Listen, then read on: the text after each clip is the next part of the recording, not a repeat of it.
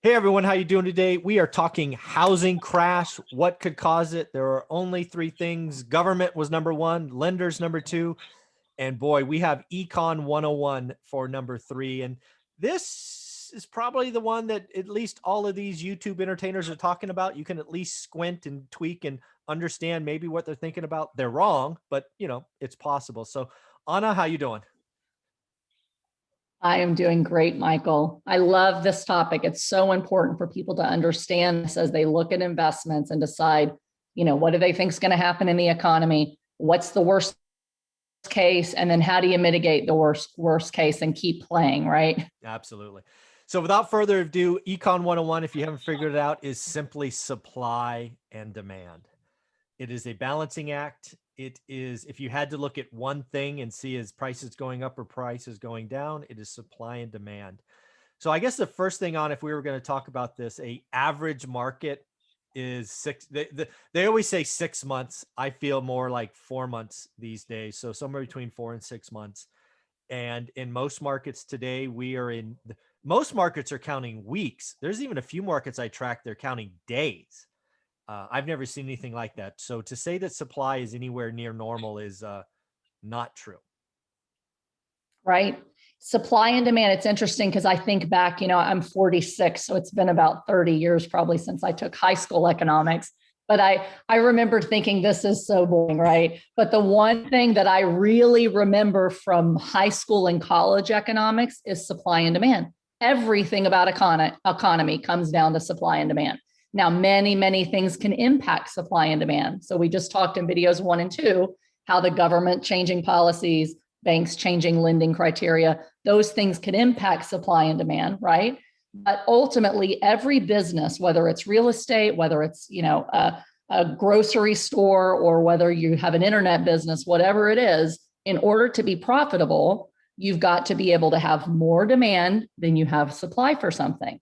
So if housing is abundant, there's tons of houses on the market, and there's not enough demand to scoop those houses up, what happens? Sellers start to lower their price to try to entice buyers to pick their house over all the other houses. So when there's tons of supply, 6 months supply or whatever, it's more like an equal market where the supply and the demand are considered about the same. It's going to take 4 to 6 months to eat up all the inventory. But suddenly when you have a market like today, where all these sellers are putting them on, but there are 10 times as many buyers as there are sellers, you have 20 people competing for the same houses. So what's going to happen for that seller to pick a buyer? They're going to go usually for the one that's going to pay the most, and therefore prices elevate because there's more demand than there is supply. So it really is economics 101. And our job as investors is to figure out, where are we in the market? Is it a buyer's market or a seller's market? And how is that going to impact what we buy? How do we keep buying and be the one that wins those property? Mm-hmm. How do we sell for top dollar? When do we buy and when do we sell? And it all comes into understanding, where are we in that supply and demand cycle, really? Yeah. And what I would tell folks, at least what I tell my students, is really look at that 4-month supply. Understand what 4-month supply is in your local market, because a lot of the media and talking heads talk national numbers, i.e. I do on this channel as well. Because if I talked Fresno, nobody would get it. But when you talk nationally and you say there's just over 1 million homes, and again, to put it in a scale of where we are, 1 million homes active today, and normal is like 3.3 to 3.5 million, right? So there's a gap. Let's just do easy math, 2.5 million homes. So think about that for a minute. If available homes doubled, 100% growth, we're still in a seller's market. If listings tripled, we're still in a seller's market, right? We don't get to a more balanced market until about 250% from where we are today. That's just mind-boggling to me.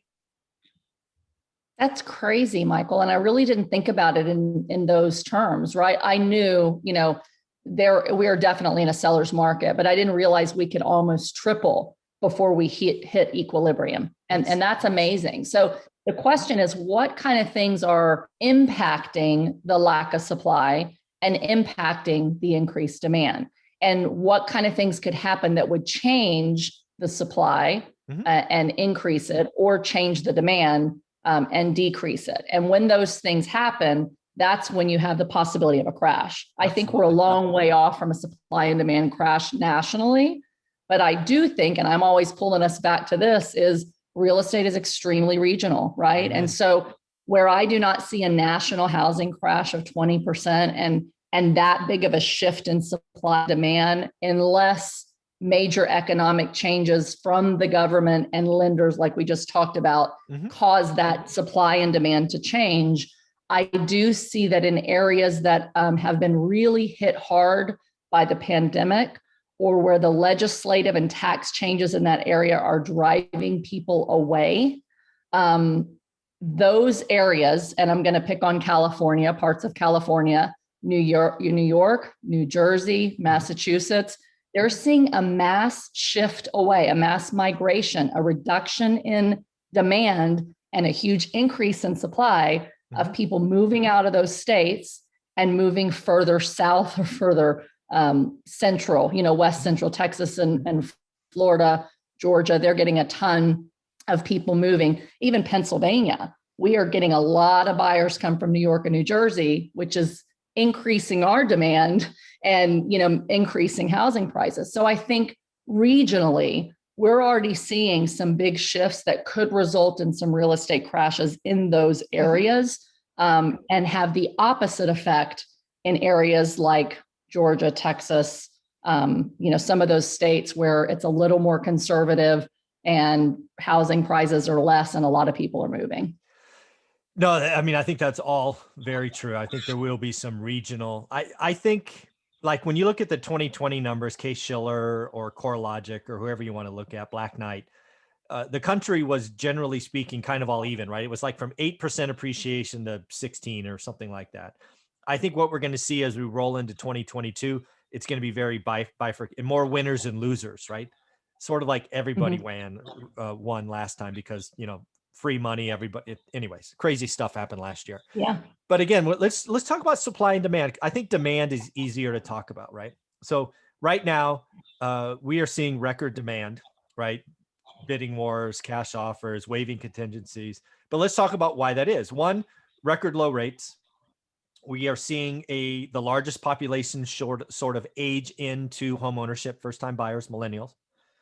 We are seeing the rich baby boomers want those second homes. I mean, there are so many things that happened in the last 12 months that made it the perfect storm of demand, right? So when I talk about 3.5 million homes earlier about being supply balanced, that might not even be enough given the record demand. Those are historical averages. But again, think about the things that could take away from the tsunami of demand, right? Could rates go up? Yes. Could lending standards go up? Yes. Could urban people leaving urban core start to return? Yeah, we're already seeing that in New York, not so much in San Francisco, but New York's already coming back, right? So all of this artificial, pent up, pulled forward demand that happened last year, you could really see how some demand, could be pulled off the market. And, that's part of the supply demand equation, right? 100%. And the question is how much of it is here to stay and how much of it was a temporary blip, right? So even with short-term rentals, as we've talked on the show, I've bought 2 more high-end luxury short-term rentals. Why did I buy them? Rates were historically low, and they were motivated sellers who during a pandemic didn't want 2 huge mortgage payments and maybe couldn't rent them out because all of their renters canceled because of the pandemic. So when you have an opportunity where sellers are motivated, right? And then you can go in when everybody else is fearful, then yes, demand goes up a lot. Short-term rentals, second home purchases went up 84% year over year, 2020 versus 2019. Yeah. I don't think that is a long-term increase that every year you're going to go up 84%, but it was that perfect environment of distressed, motivated sellers, super low interest rates, and the reality that eventually people are going to come back and want to rent those things again, right? So same thing, the urban to suburban flight. The question is how much of that is here to stay? Part of that's going to come down to how many employers are going to let their people continue to work from home. Sure. How much of that is going to be solidified and become the new norm or a true paradigm shift in our economy where employers say, listen, our employees are happier, they're just as productive, They're not chit-chatting in the coffee room and taking walks together and, wasting time. They're actually working. I've seen big companies, including AIG that I used to work for, major shift to primarily work from home employees. And so if that continues, people usually, once they're at the age that they have kids, they want to move out to the suburbs. They want to be in the good schools. They're moving away from the hustle and bustle of downtown. Yeah. If people and they moved away from New York City or Houston, Texas, or San Francisco, they so love that lifestyle that they'll probably be back unless they were just there for the jobs. So, I think a lot of them will go back because of the lifestyle. Yeah. Jobs, it'll be interesting to see. Yeah. So again, the demand side, I think you saw a perfect tsunami. I was unaware of that 84% jump from 2019. Yeah, that won't be repeated.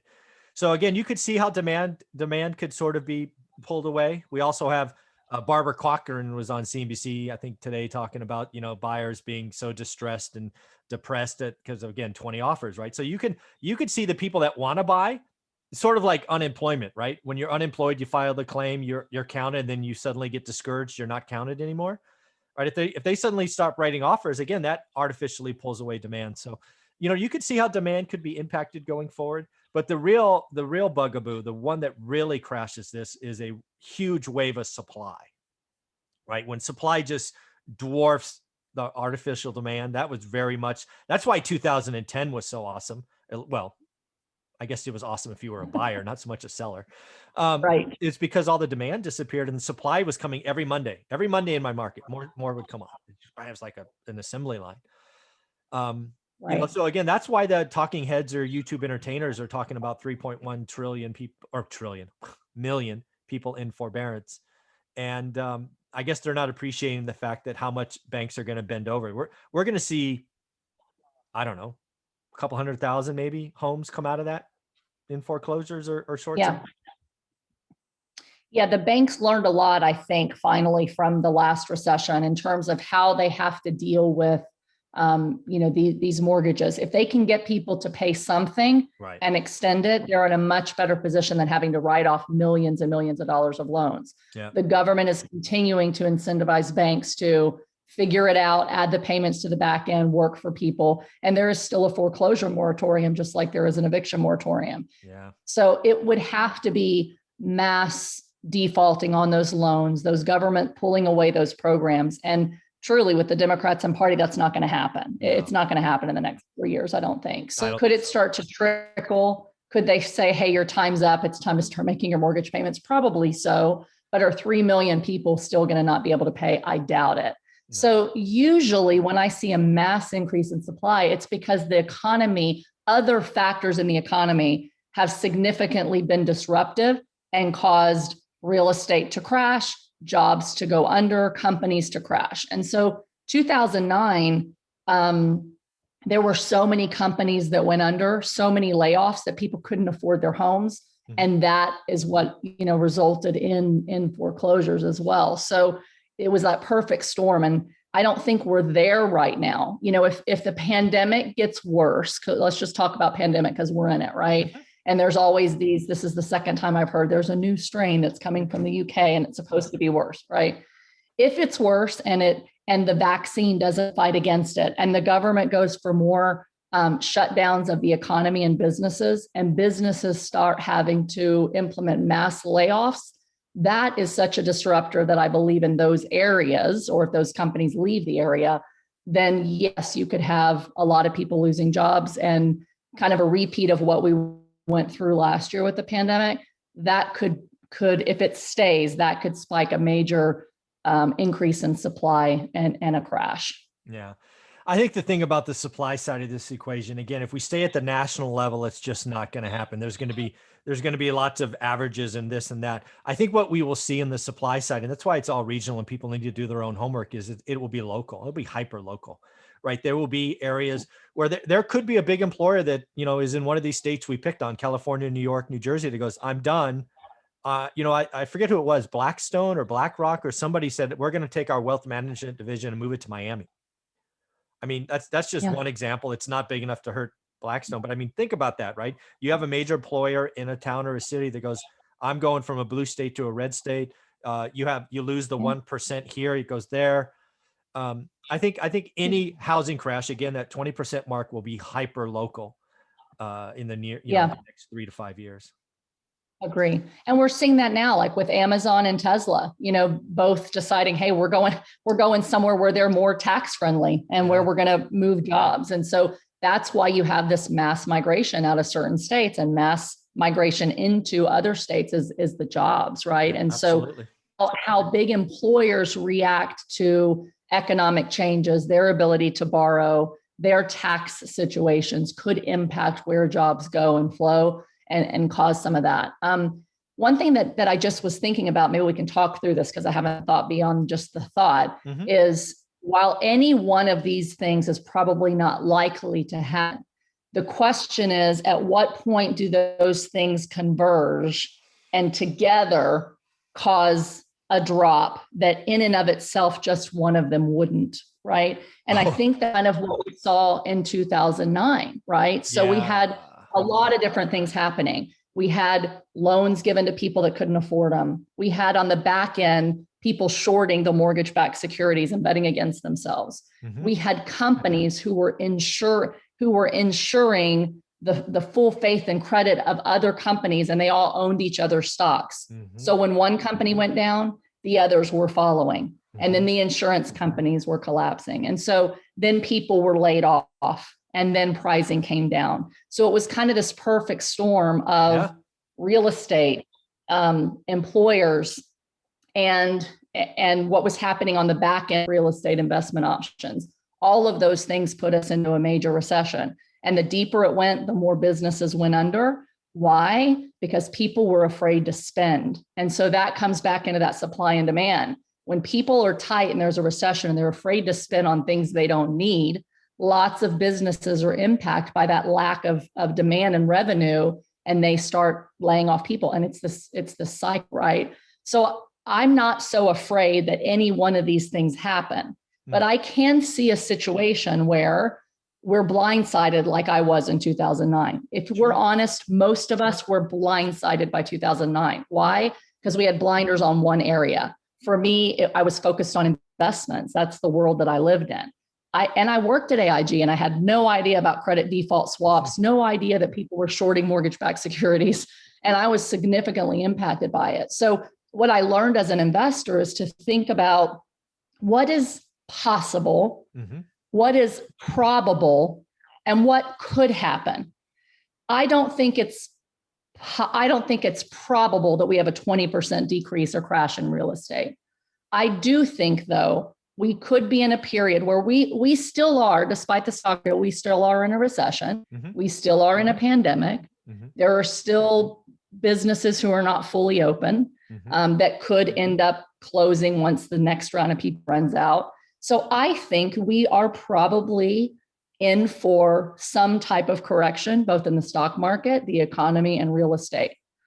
How long and how bad, I don't know. But I think the thing that excites me about these conversations is it gets people thinking about, I can't just have rose-colored glasses and think it's all going to be fine. But I also don't want to be doom and gloom like it's falling and there's a major correction happening and we're all doomed, right?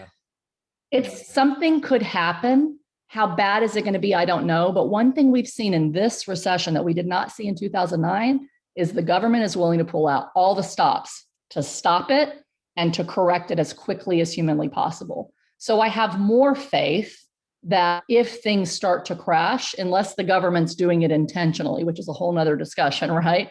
Unless they did that, the government has learned and will try to pull out all the stops to keep it from being too bad, too nationally, and for too long. Yeah. I hadn't thought about that, right? I've been doing a lot of discussions individually, right? Again, taxes, lenders, and then supply and demand.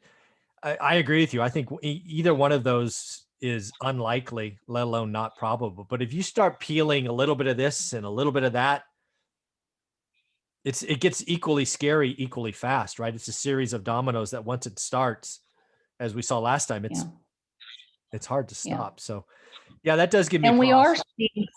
we are seeing some of those layers at the tax level, at the legislation level, at the lending level. Like we are starting to see some of that. And so I think we need to keep our eye on that and just be prepared to, to react. So, the biggest thing is buy in good areas, buy properties where your tenant base can afford their rent, have good jobs, have savings, and have good credit. I can tell you that even through this pandemic, which when it happened, I thought we could lose everything, right? We've been through this before, but this is worse beyond what I imagined. But thank God for the type of properties we bought and the tenant screening that we did. We outperformed. We beat our normal year in occupancy and collections because we had a strong tenant base. We bought in good areas that were resilient, that had a lot of diverse employers. So if one goes under, there's still other employees that are there, right? So buying in recession resilient areas with the traditional demographics you want to look for, good jobs, good schools, credit-worthy people that want to keep their credit, that will help you ride out most economic storms and still be okay. And having some reserves for if these things happen, you've got to have some reserves to be able to cover your mortgage payments if you have a blip in your investing career because of something that's national, that's temporary, right? And if you've got those reserves and you have good tenants, you'll weather most everything for a year or two. And, it'll then bounce right back. So I'm not fearful. I'm not stopping investing in real estate, but I definitely have shifted my view of reserves, for example. Before, if I had money, I was spending it. I didn't want it sitting on the sidelines. Now I'm very comfortable with holding tight to a little bit so that if things do hit the fan and these things converge in another perfect storm, I can weather it and be okay. Yeah. The other thing I'll tell you on that is if you're buying in residential stuff, go get 30-year cheap money. It is still at record levels. Don't get variable rate debt. That's not good. Yeah. Stay away from bridge debt.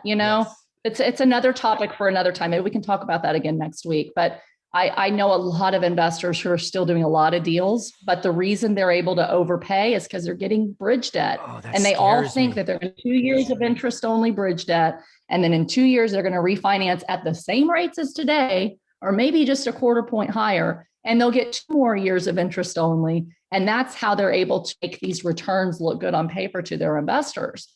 If you are banking on short-term money and interest rates staying low and interest-only payments to even be profitable in cash flow, you're putting yourself and your investors at significant risk. So, in my commercial world, I don't have long-term loans that are 30 years. They're usually 25-year amortization and they'll lock them for 5. Right. But I do have lenders now locking for 5, 7, and 10. And on most deals, because these are long-term holds, I'm choosing to lock for 7 and paying a little more than I would for 5, not as much as I would for 10, but at least knowing I have long-term debt, but I got 7 years to weather any economic storms and come back okay. Yeah, actually, I'm about 7 years on all my commercial. Actually, I refied one in 2 points of prepayment to get 7 years because I didn't want to refi. I didn't want to wait 2 years because I'm like, that could be ugly. So I now. So very cool. This has been a lot of fun. I love these conversations. Thank you so much, Anna. You're so